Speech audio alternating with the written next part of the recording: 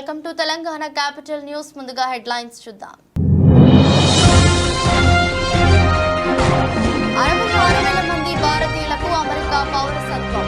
నానాటికి పెరుగుతున్న ఆశావహుల సంఖ్య.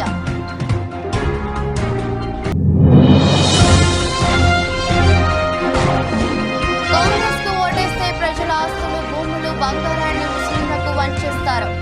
సంచలన వ్యాఖ్యలు చేసిన ప్రధాని మోదీ.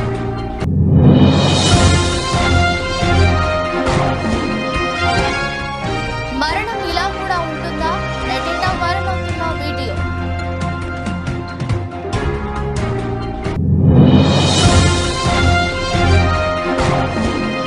సీఎం జగన్ మేమంతా సిద్ధం బస్సు యాత్రకు ఇవాళ బ్రేక్. మేనిఫెస్టోపై నేతలతో సమావేశమైన వైఎస్ జగన్.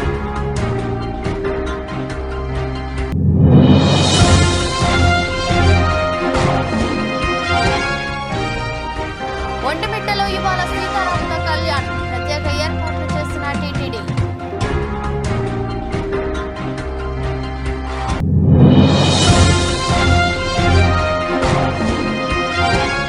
రాజకీయ ముఖ చిత్రాన్ని మార్చేసిన సీఎం జగన్మోహన్ రెడ్డి బస్సు యాత్ర. ప్రతిపక్షాలకు తెలియకుండా పెద్ద దెబ్బ కొట్టిన వైఎస్ జగన్.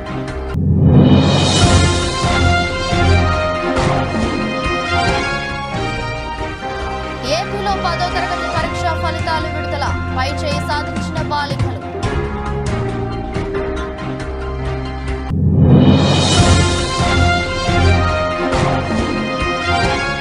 నువ్వు టచ్ చేయాల్సింది రైతులను, 6 గ్యారెంటీలు మమ్మల్ని కాదు.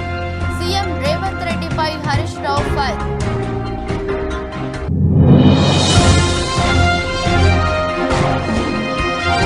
విరాట్ కోహ్లీ వివాదాస్పద అవుట్ పై నవజోత్ సిద్ధు కీలక వ్యాఖ్యలు. Video viral.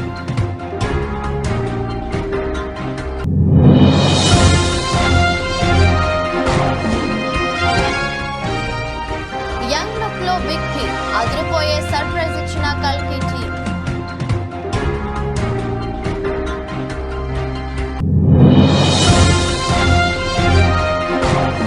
లాభాల్లో స్టాక్ మార్కెట్ సూచీలు. 22,252 వద్ద కొనసాగుతున్న నిఫ్టీ. అమెరికాలో నేచురలైజేషన్ కింద పెద్ద ఎత్తున అక్కడి పౌరులుగా మారారు. 2022లో దాదాపు 66,000 మందికి ఆ హోదా లభించింది.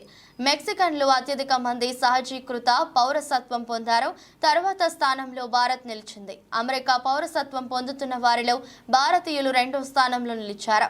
2022లో మెక్సికో తర్వాత అత్యధిక మంది అక్కడి పౌరసత్వం పొందింది మనవారే. ఆ ఏడాదిలో 65,960 మందికి సహజీకృత సిటిజన్షిప్ లభించింది.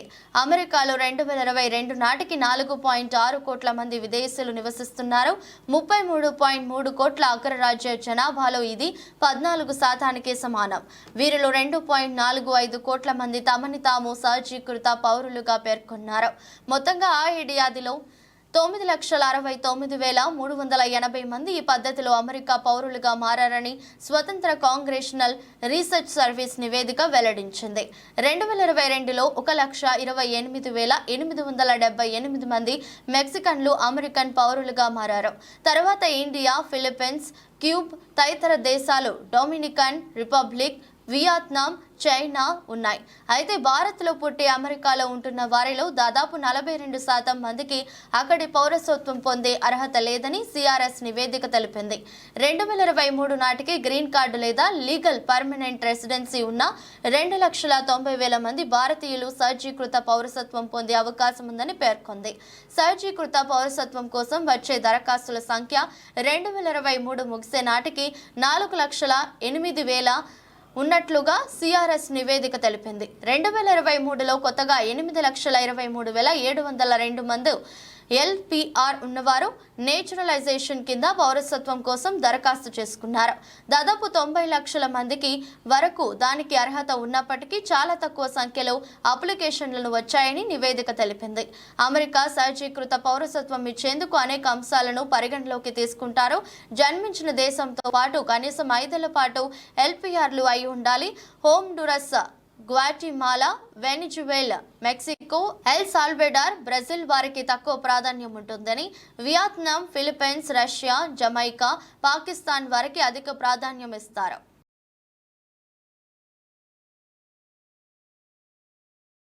లోక్సభ ఎన్నికల ప్రచారంలో భాగంగా ప్రధానమంత్రి నరేంద్ర మోదీ కాంగ్రెస్ పై తీవ్ర ఆరోపణలు చేశారు. కాంగ్రెస్ పార్టీ కేంద్రంలో అధికారంలోకి వస్తే ప్రజల ఆస్తులు, భూమి, బంగారాన్ని ముస్లింలకు పంచేస్తుందని వ్యాఖ్యానించారు. ఆదివారం రాజస్థాన్లోని జాలోరాలో ఆయన ఎన్నికల ప్రచార సభలో మాట్లాడుతూ, ఇంతకు ముందు వాళ్లు అధికారంలో ఉన్నప్పుడు దేశ సంపదలో మొదటి హక్కు ముస్లింలకే అని చెప్పారు. అంటే ఈ సంపద మొత్తాన్ని వారు ఎక్కువ మంది పిల్లలు ఉన్న వారికి చొరబాటుదారులకు పంచేస్తారు. మీ కష్టార్జితాన్ని చొరబాటుదారులకు పంచేందుకు మీరు అంగీకరిస్తారా అని ప్రశ్నించారు. తల్లులు, చెల్లెళ్ల దగ్గర ఉన్న బంగారం లెక్క తీస్తామని కాంగ్రెస్ మేనిఫెస్టో చెప్తుంది. ఈ సంపదను పంచేస్తారు. సంపదపై ముస్లింలకే మొదటి హక్కు ఉంటుందని మన్మోహన్ సింగ్ ప్రభుత్వం చెప్పింది. ఈ అర్బన్ నక్సల్స్ ఆలోచన నా తల్లులు, చెల్లెళ్ల మంగళసూత్రాలను కూడా వదలదు అని మోదీ పేర్కొన్నారు. మోదీ చేసిన వ్యాఖ్యలను కాంగ్రెస్ తప్పుపట్టింది. కాంగ్రెస్ మేనిఫెస్టోలో హిందూ, ముస్లిం అనే పదాలనే పొందుపరచలేదని ఆ పార్టీ నేత పవన్ కేరా పేర్కొన్నారు.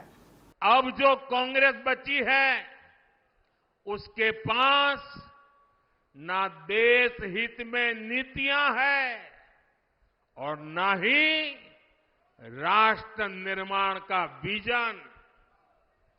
आपने देखा होगा कल कांग्रेस ने जिस तरह का घोषणा पत्र जारी किया है उससे साबित हो गया है कि आज की कांग्रेस आज के भारत की आशाओं, आकांक्षाओं से पूरी तरह कट चुकी है। कांग्रेस के घोषणा पत्र में वही सोच झलकती है जो सोच आजादी के आंदोलन के समय मुस्लिम लीग में थी। कांग्रेस के घोषणा पत्र में पूरी तरह मुस्लिम लीग की छाप है और इस मुस्लिम लीग वाले घोषणा पत्र में जो कुछ हिस्सा बचा खुचा रह गया उसमें वामपंथी पूरी तरह हावी हो चुके हैं। कुल मिलाकर कांग्रेस इसमें दूर दूर तक नहीं दिखाई देती है। ऐसी कांग्रेस 21वीं सदी में भारत को आगे नहीं बढ़ा सकती। మృత్యువు ఏ రూపంలో కబలిస్తుందో ఎవరు ఊహించలేరు. ఆరోగ్యంగా ఉన్న వ్యక్తులు సైతం కూర్చొని విశ్రాంతి తీసుకుంటున్న సమయంలో కొందరు నిద్రలోనే మరికొందరు ఇలా అనేక మంది ఉన్నట్లుండి మృత్యువు బారిన పడిన ఘటనలు మనం విన్నాం. తాజాగా ఒక్కసారిగా గోడ కూలి నిమిషాల్లో 5 వ్యక్తులు ప్రాణాలు కోల్పోయారు. హర్యానాలోని గురుగ్రామ్లో ఈ విషాద ఘటన చోటు చేసుకుంది. శ్మశాన వాటిక గోడ ఒక్కసారిగా కూలి 5 మరణించారు. మృతుల్లో ఓ మైనర్ బాలిక కూడా ఉంది. అందరూ చూస్తుండగానే గోడ కూలడం, గోడ పక్కన ఉన్నవారు మరణించడం నిమిషాల్లో జరిగిపోయింది. ఇందుకు సంబంధించిన వీడియో సోషల్ మీడియాలో వైరల్ కావడంతో వీడియో చూసిన నెటిజన్లు ఆశ్చర్యం వ్యక్తం చేస్తున్నారు. శనివారం సాయంత్రం 6:20 సమయంలో అర్జున్ నగర్ ప్రాంతంలో ఈ ఘటన చోటు చేసుకుంది. సోషల్ మీడియాలో వైరల్ అవుతున్న వీడియో ప్రకారం 4 వ్యక్తులు, ఓ మైనర్ బాలిక శ్మశాన వాటిక గోడ పక్కన కుర్చీల్లో కూర్చున్నారు. పక్కన ఓ వ్యక్తి నిలబడి ఉన్నాడు. వీరంతా ఏదో విషయంపై మాట్లాడుతున్నట్లుగా వీడియోలో కనిపిస్తుంది. ఈ సమయంలో ఉన్నట్లుండి గోడ ఒక్కసారిగా కూలిపోయింది. గోడ పక్కన ఉన్నవారు తప్పించుకునేందుకు ప్రయత్నించినా అవకాశం లేకపోయింది. దీంతో 4 వ్యక్తులు, ఓ మైనర్ బాలిక గోడ శిథిలాల కింద చిక్కుకుపోయారు. చుట్టుపక్కల వారు అక్కడకు చేరుకుని శిథిలాల కింద చిక్కుకొని గాయపడ్డ వారిని గురుగ్రామ్లోని ప్రైవేట్ ఆసుపత్రికి తరలించారు. పప్పు, కృష్ణ, మనోజ్, ఖుష్బు అనే మైనర్ బాలిక చికిత్స పొందుతూ మృతి చెందారు. గురుగ్రామ్ పోలీసులు ఈ ఘటనపై కేసు నమోదు చేసి దర్యాప్తు చేస్తున్నారు.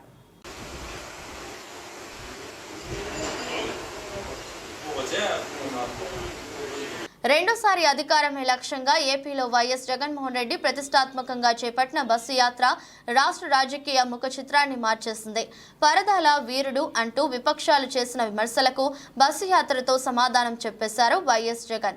సార్వత్రిక ఎన్నికలతో పాటు అసెంబ్లీ ఎన్నికలు ఏకంగా జరుగుతున్నాయి. ఎన్నికలకు సరిగ్గా 2 నెలల ముందే బస్సు యాత్రతో రాష్ట్ర రాజకీయ రూపురేఖలే మార్చేసిన ఆ స్కెచ్ ఏంటి? తాజా రాజకీయ పరిస్థితులపై రాష్ట్ర రాజకీయాల్లో వచ్చిన మార్పు ఏంటి? రాష్ట్ర రాజకీయ వర్గాల్లో జగన్ బస్సు యాత్రపై చర్చ నడుస్తుంది. వైఎస్ జగన్మోహన్ రెడ్డి ప్రతిష్టాత్మకంగా చేపట్టిన మేమంతా సిద్ధం యాత్ర రాష్ట్ర రాజకీయ ముఖ చిత్రాన్ని మార్చివేస్తుంది. వైసీపీ అధ్యక్షుడి హోదాలో వైఎస్ జగన్ రాష్ట్ర వ్యాప్తంగా అన్ని జిల్లాల్లో నిర్వహిస్తున్న బస్సు యాత్ర ప్రతిపక్షాలకు కంటి మీద కొనుకు లేకుండా చేస్తుంది. ప్రతి జిల్లాల్లో, ప్రతి నియోజకవర్గంలో, ప్రతి పట్టణం, గ్రామం నుంచి ప్రతిపక్షాల నేతలు, కార్యకర్తలు వేలాదిగా తరలివచ్చి సీఎం జగన్ సమక్షంలో వైసీపీలో చేరుతున్నారు. సీఎం జగన్ ప్రతిష్టాత్మకంగా చేపట్టిన మేమంతా సిద్ధం బస్సు యాత్రలో మాజీ ఎమ్మెల్యేలు, మండల స్థాయి నాయకులు చేరికలు వెల్లువలా సాగుతున్నాయి. బస్సు యాత్ర చేపట్టిన నాటి నుంచి నేటి వరకు 221 మంది ప్రజాప్రతినిధులు చేరికతో వైసీపీ మరింత బలపడింది. గత 35 రోజుల్లో వైసీపీలోకి 1,05,000 మందికి పైగా పంచాయతీ, వార్డు స్థాయి నేతలు, కార్యకర్తలు చేరగా దేశ చరిత్రలోనే ఎన్నడూ లేని ఒక సరికొత్త రికార్డును వైసీపీ నెలకొల్పింది.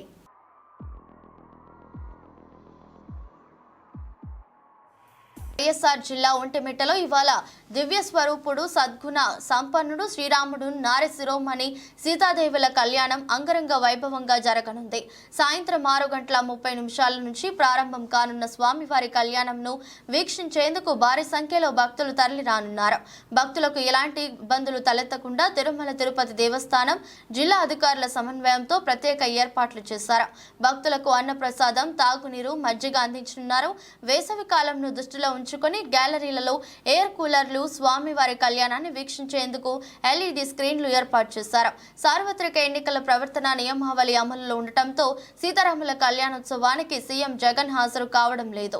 ఈ నేపథ్యంలో దేవాదాయ శాఖ ప్రత్యేక కార్యదర్శి కరికాల్ వలవన్ పట్టు వస్త్రాలు సమర్పించనున్నారు. ఒంటిమిట్టలో జరగనున్న శ్రీ సీతారాముల కళ్యాణం సాయంత్రం 6:30 నుంచి రాత్రి 8:30 వరకు కొనసాగుతుంది. భక్తులకు తలంబ్రాల ప్యాకెట్లు అందించేందుకు టీటీడీ అధికారులు సిద్ధం చేశారు. మరోవైపు సీతారాముల కళ్యాణోత్సవం సందర్భంగా సోమవారం ఉదయం 6 గంటల నుంచి రాత్రి 10:30 వరకు ప్రయాణికులకు ఎలాంటి ఇబ్బందులు తలెత్తకుండా వాహనాలను దారి మళ్లించనున్నారు. కళ్యాణ వేదిక సమీపం నుంచి కడప మార్గంలో 10 చోట్ల, సాలాబాద్ వద్ద 5 ప్రాంతాల్లో ప్రత్యేక వాహనాల పార్కింగ్ ఏర్పాటు చేశారు. కడప నుంచి తిరుపతికి వెళ్లే వాహనాలు అలంకాన్ పల్లె మీదుగా వెళ్లాల్సి ఉంటుంది. తిరుపతి నుంచి కడపకు వచ్చే వాహనాలు రేణిగుంట వద్ద దారి మళ్లించి వయ్యా రాయచోటి మీదుగా వెళ్లాలని వాహనదారులకు పోలీసులు సూచించారు. రాజంపేట నుంచి వెళ్లే వాహనాలు కూడా రాయచోటి మీదుగా మళ్లించడం జరిగిందని, రాజంపేట వైపు నుంచి ద్విచక్ర వాహనదారులు సాలాబాద్ నుంచి ఇబ్రహీంపేట, మాధవరం మీదుగా వెళ్లాలని పోలీసులు సూచించారు. ఒంటిమిట్ట శ్రీ కోదండరామ స్వామివారి వార్షిక బ్రహ్మోత్సవాలు వైభవంగా జరుగుతున్నాయి. 4వ రోజు స్వామివారు నవనీత కృష్ణాలంకారంలో భక్తులకు దర్శనమిచ్చారు. మహిళలు, చిన్నారుల కోలాటం నడుమ స్వామివారి గ్రామోత్సవం కన్నుల పండుగగా సాగింది. ఏపీ సీఎం జగన్మోహన్ రెడ్డి మేమంతా సిద్ధం పేరుతో చేపట్టిన బస్సు యాత్రకు బ్రేక్ పడింది. ఎన్నికల ప్రచారంలో భాగంగా సీఎం జగన్ తలపెట్టిన బస్సు యాత్ర 20వ రోజు విశాఖ జిల్లాలో కొనసాగింది. విశాఖ ప్రజలు జగన్ బస్సు యాత్రకు బ్రహ్మరథం పట్టారు. సాగర నగరం జనసంద్రంగా మారింది. ఆదివారం చిన్నయ్యపాలెం మీదుగా ఎండాడ వరకు బస్సు యాత్ర సాగింది. ప్రజల సమస్యలను తెలుసుకుంటూ ముందుకు సాగిన జగన్ వచ్చే ఎన్నికల్లో మరోసారి అధికారాన్ని కట్టబెట్టాలని ప్రజలను కోరారు. ఎన్నికల నోటిఫికేషన్ విడుదలవ్వడంతో వైసీపీ ఎన్నికల మేనిఫెస్టో రూపకల్పనపై సీఎం జగన్మోహన్ రెడ్డి దృష్టి సారించారు. ఇవాళ మేమంతా సిద్ధం బస్సు యాత్రకు బ్రేక్ ఇచ్చిన జగన్ పార్టీ ఎన్నికల మేనిఫెస్టోపై నేతలతో సమావేశం కానున్నారు. ప్రస్తుతం విశాఖలో ఉన్న జగన్ ఉత్తరాంధ్ర నేతలతో కీలక సమావేశం నిర్వహించనున్నారు. మేనిఫెస్టోలో పొందుపరిచే అంశాలు 3వ విడత ప్రచారంపై చర్చించనున్నారు. ఇవాళ మేనిఫెస్టోను ఫైనల్ చేయనున్న జగన్ ఈ నెల 27 లేదా 28 తేదీల్లో విడుదల చేసే అవకాశం ఉంది. ఉత్తరాంధ్రను ప్రత్యేకంగా దృష్టిలో పెట్టుకుని హామీలను రూపొందిస్తున్నట్లుగా సమాచారం. అన్ని వర్గాలకు మేలు కలిగేలా మేనిఫెస్టో ఉంటుందని వైసీపీ నేతలు పేర్కొంటున్నారు. మరోవైపు సీఎం జగన్మోహన్ రెడ్డి కడప ఎమ్మెల్యే అభ్యర్థిగా ఈ నెల 25న నామినేషన్ దాఖలు చేయనుండగా ఆ తర్వాతే మేనిఫెస్టోను విడుదల చేయనున్నట్లు తెలుస్తోంది. పేద ప్రజల అభివృద్ధి లక్ష్యంగా అడుగులేస్తున్న నాయక.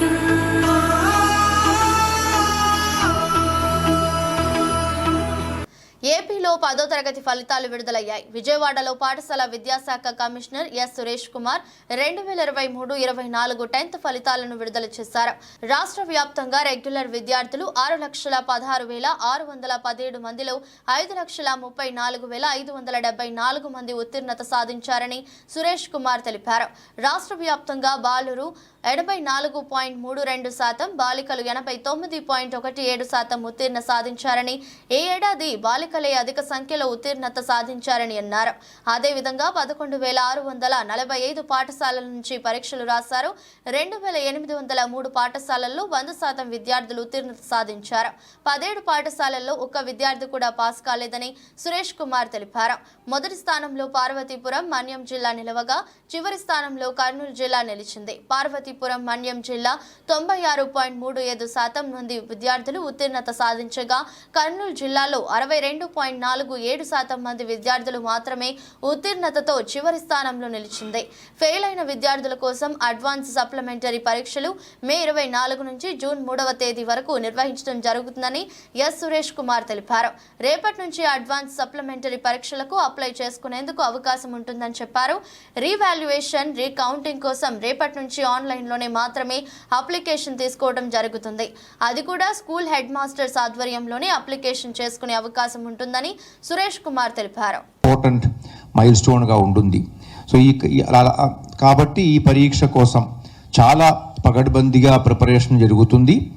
ఈ యొక్క పరీక్ష కోసం ప్రిపేర్ అయ్యే పిల్లలు, వాళ్ళ యొక్క తల్లిదండ్రులు, ఫ్యామిలీ మెంబర్స్, వాళ్ళకి చదువు చెప్పిన టీచర్స్, వీళ్ళందరూ కూడా చాలా అంటే మంచిగా జరగాలి, అందరూ మంచి మార్క్స్తో పాస్ అవ్వాలి అనే ఒక మా ఉద్దేశంతో ఇవన్నీ ప్రిపేర్ చేయాలి. అలాగే డిపార్ట్మెంట్ కూడా ఈ పరీక్ష పగడ్బందీగా జరగాలి, ఈ పరీక్షలో ఏ విధమైన అవకతవకలు జరగకూడదు, ఏ విధమైన మ్యాల్ ప్రాక్టీసెస్ జరగకూడదు, ఎక్కడ పేపర్ లీకేజెస్ కానీ లేకపోతే మ్యాల్ ప్రాక్టీసెస్ కానీ కాపీయింగ్ కానీ అలాంటి ఏమీ జరగకుండా పగడ్బందీగా పక్కాగా ఇది జరగాలని డిపార్ట్మెంట్ కూడా చాలా మోర్ దాన్ 6 months ఎఫర్ట్ దీని వెనకాల ఉంటుంది. క్వశ్చన్ పేపర్ ప్రిపేర్ చేయడము, ఈ కాన్ఫిడెన్షియల్ మెటీరియల్ అన్నీ కూడా సకాలంలో అన్ని సెంటర్లకు పంపడం, ఇవన్నీ చేస్తుంది. స్కూల్ ఎడ్యుకేషన్ డిపార్ట్మెంట్తో పాటు ఇతర డిపార్ట్మెంట్ ఎంటైర్ జిల్లా యంత్రాంగం, ఇక్కడ జిల్లాలో ఉన్న జిల్లా కలెక్టర్ ఒక ఆధ్వర్యంలో ఎంటైర్ డిస్ట్రిక్ట్ అడ్మినిస్ట్రేషన్, అలాగే police department, transport department, electricity department. భద్రాచలంలోని శ్రీ సీతారామచంద్ర స్వామివారి ఆలయంలో వసంతపక్ష ప్రభుత్వ శ్రీరామనవమి కళ్యాణ బ్రహ్మోత్సవాలు ఘనంగా జరుగుతున్నాయి. బ్రహ్మోత్సవాల్లో భాగంగా ఈరోజు స్వామివారికి ఊంజల్ సేవ ఘనంగా జరిగింది. ప్రధాన ఆలయంలోని లక్ష్మణ సమేత సీతారాములకు ఉదయం విశేష అభిషేకం నిర్వహించిన అర్చకులు అనంతరం బంగారు పుష్పాలతో అర్చన చేశారు. సాయంత్రం స్వామివారిని బీడా మండపం వద్దకు తీసుకువెళ్లి ఉయ్యాలలో కూర్చుండబెట్టి ప్రత్యేక పూజలు నిర్వహించారు. స్వామివారిని ఉయ్యాలలో ఊపుతూ హరిదాసులు, రామదాసు రచించిన కీర్తనలను ఆలపించారు. ఊయలలో ఊగుతున్న స్వామివారికి ఆలయ అర్చకులు ధూపదీప నైవేద్యాలు సమర్పించారు. అనంతరం అర్చకులు, ఆలయ అధికారులు స్వామివారికి స్వర్ణ సింహ వాహనంపై తిరువీధి సేవ నిర్వహించారు.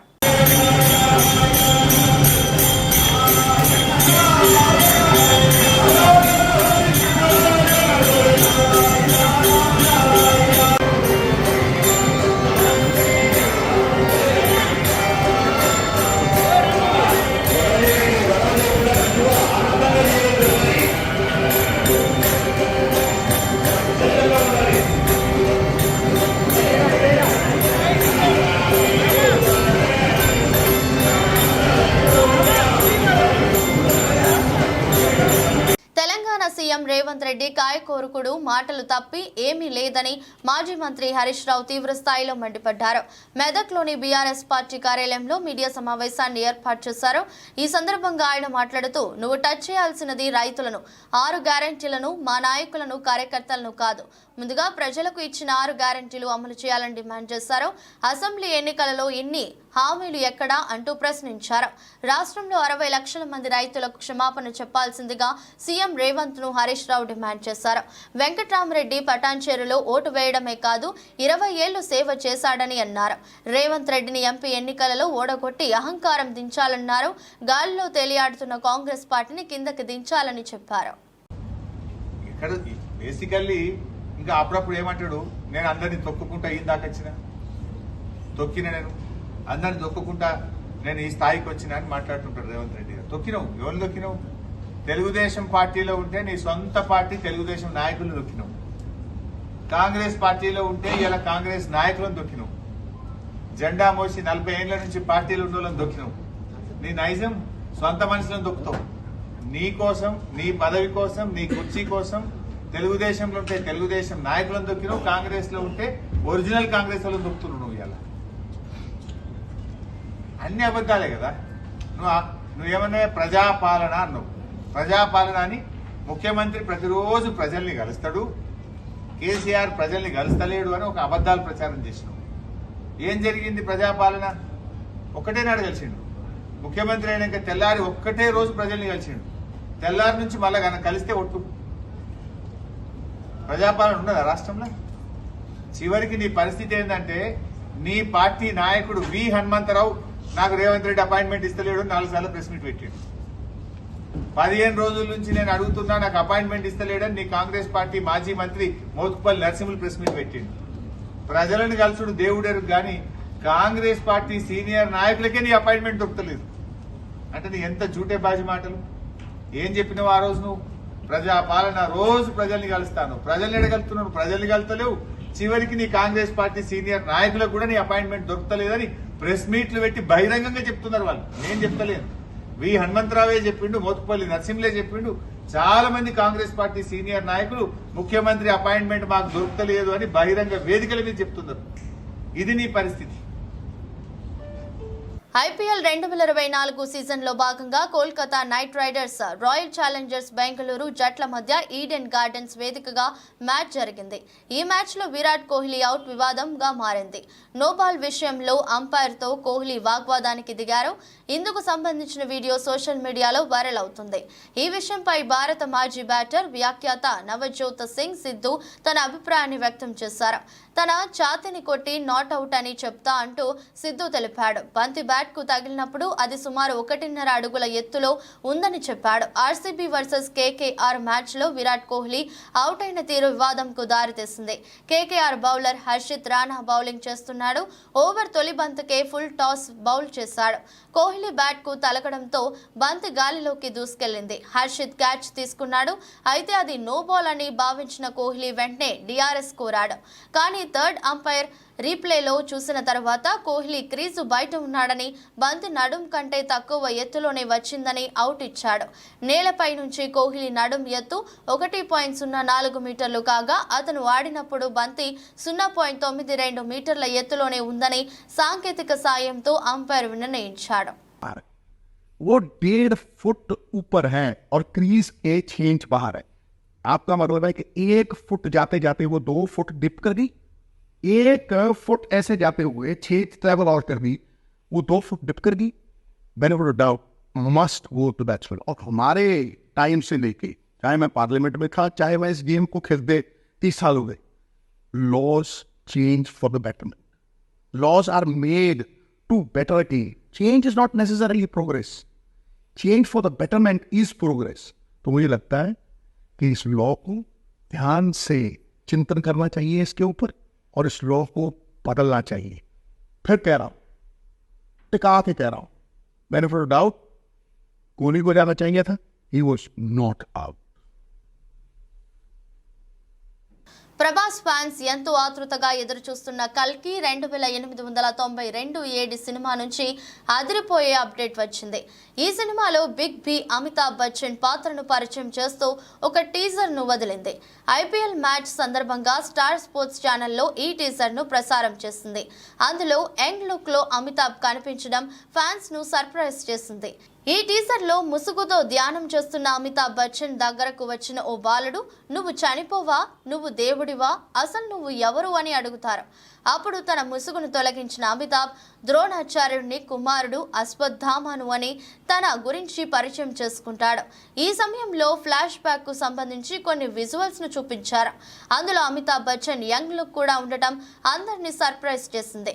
టెక్నాలజీ సాయంతో అమితాబ్ ను యంగ్ గా చూపించినట్లు తెలుస్తోంది. కాగా కల్కి సినిమాలో అమితాబ్ బచ్చన్ పాత్ర శివుణ్ణి పోలి ఉంటుందని కొంతకాలంగా ప్రచారం జరుగుతుంది. దీనికి తగ్గట్టుగానే ఈ టీజర్ లో అమితాబ్ కు మూడో కన్ను ఉన్నట్లుగా చూపించడం గమనార్హం. మొత్తం మీద ఈ విజువల్ సినిమాపై మరింత ఆసక్తి రేకెత్తించేలా ఉన్నాయి. దేశీయ స్టాక్ మార్కెట్ సూచీలు లాభాలతో ప్రారంభమయ్యాయి. ఆసియా మార్కెట్లోని సానుకూల పవనాలు, ముడి చమురు ధరలు దిగిరావడంతో వంటి సంకేతాలు సూచికలు దన్నుగా నిలుస్తున్నాయి. ఉదయం 9:30 సమయంలో సెన్సెక్స్ 340 పాయింట్లు లాభపడి 73,428 వద్ద ట్రేడ్ అవుతుంది. నిఫ్టీ 105 పాయింట్లు పెరిగి 22,252 దగ్గర కొనసాగుతుంది. డాలర్తో పోలిస్తే రూపాయి మారకం విలువ 83.39 వద్ద ప్రారంభమైంది. సెన్సెక్స్ 30 సూచీలో జేఎస్డబ్ల్యూ స్టీల్, హెచ్డిఎఫ్సి బ్యాంక్ మాత్రమే నష్టాల్లో కొనసాగుతున్నాయి. L N T, UltraTech cement, Kotak Mahindra bank, Bajaj finance, Axis bank, Wipro, Tata steel, IndusInd bank, Tata Motors, Tech Mahindra, ICICI bank షేర్లు అత్యధికంగా లాభపడుతున్న షేర్ల జాబితాలో ఉన్నాయి. అమెరికా మార్కెట్లు గత వారాన్ని నష్టాలతో ముగించాయి. నేడు ఆసియా ప్రధాన సూచీలు లాభాల్లో కొనసాగుతున్నాయి. అంతర్జాతీయ మార్కెట్లో బ్యారెల్ బ్రెంట్ చమురు ధర $86.64 వద్ద ట్రేడ్ అవుతుంది. విదేశీ సంస్థాగత మదుపర్లు శుక్రవారం నికరంగా 129.39 కోట్ల విలువ చేసే షేర్లను కొనుగోలు చేశారు. దేశీయ సంస్థాగత మదుపర్లు 52.50 కోట్ల స్టాక్స్ ను విక్రయించారు.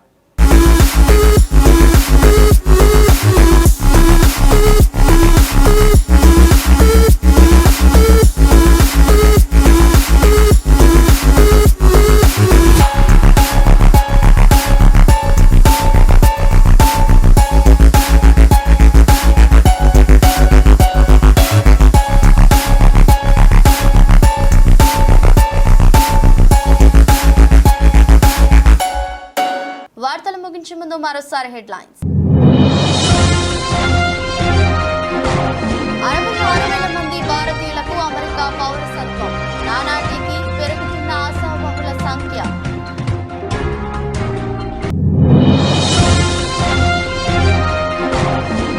కాంగ్రెస్ కు ఓటేస్తే ప్రజల ఆస్తులు, భూములు, బంగారాన్ని ముస్లింలకు వంచేస్తారు. సంచలన వ్యాఖ్యలు చేసిన ప్రధాని మోదీ.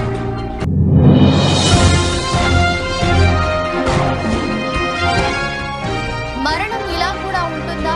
నెట్టింట వైరల్ అవుతున్న వీడియో.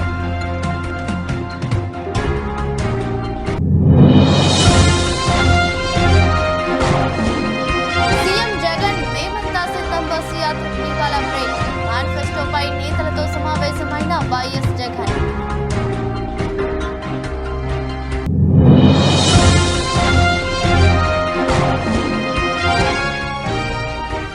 ఒంటిమిట్టలో ఇవాళ సీతారాముల కళ్యాణం. ప్రత్యేక ఏర్పాట్లు చేసిన టీటీడీ.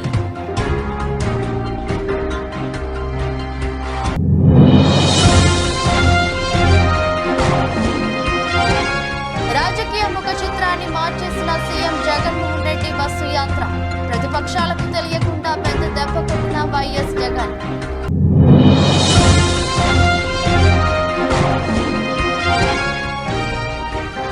ఏపీలో 10వ తరగతి పరీక్షా ఫలితాలు విడుదల. పై చేయి సాధించిన బాలికలు.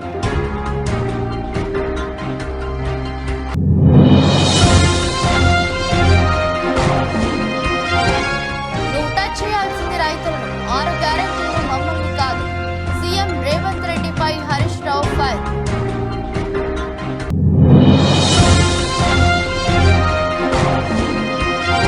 విరాట్ కోహ్లీ వివాదాస్పద అవుట్పై నవజోత్ సిద్ధు కీలక వ్యాఖ్యలు. Video viral.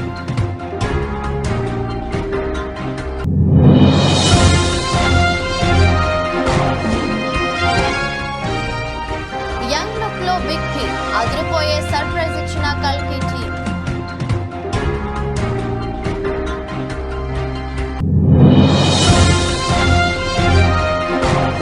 లాభాల్లో స్టాక్ మార్కెట్ సూచీలు 22,252 వద్ద కొనసాగుతున్న నిఫ్టీ.